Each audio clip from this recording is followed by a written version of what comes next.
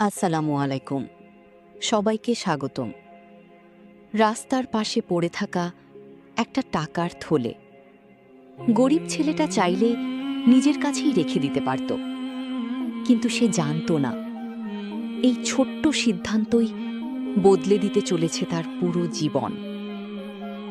এক ছোট্ট শহরে থাকত ১২ বছরের এক ছেলে, হামজা। তার বাবা অনেক আগেই মারা গিয়েছিলেন।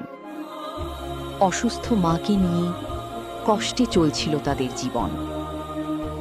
প্রতিদিন সকালে হামজা বাজারে পানি বিক্রি করত, আর সেই টাকাতেই চলত তাদের সংসার। তবুও হামজা কখনো মিথ্যা বলতো না, কারো হক নষ্ট করত না।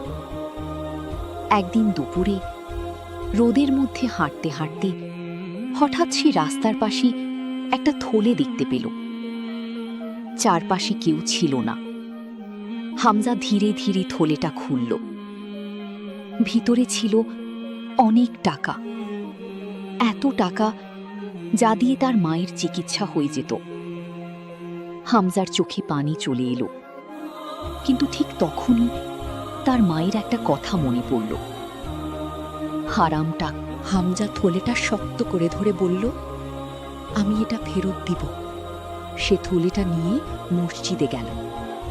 ইমাম সাহেব মাইকে ঘোষণা দিলেন, কেউ যদি টাকার থলে হারিয়ে থাকেন, মসজিদে যোগাযোগ করুন। কিছুক্ষণ পর এক বৃদ্ধ লোক দৌড়ে মসজিদে এলেন। লোকটার চোখে ছিল ভয় আর কান্না।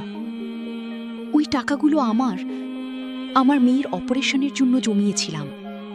বৃদ্ধ লোকটা থলেটা ফিরে পেয়ে কেঁদে ফেললেন।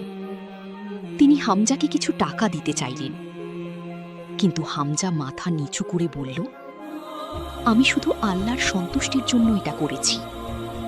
পরদিন সকালে এক বড় ব্যবসায়ী হামজার বাড়িতে এলেন। তিনি সব ঘটনা শুনেছিলেন।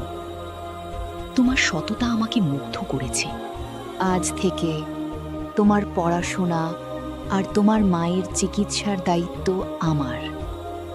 হামজার মা চোখের পানি ধরে রাখতে পারলেন না।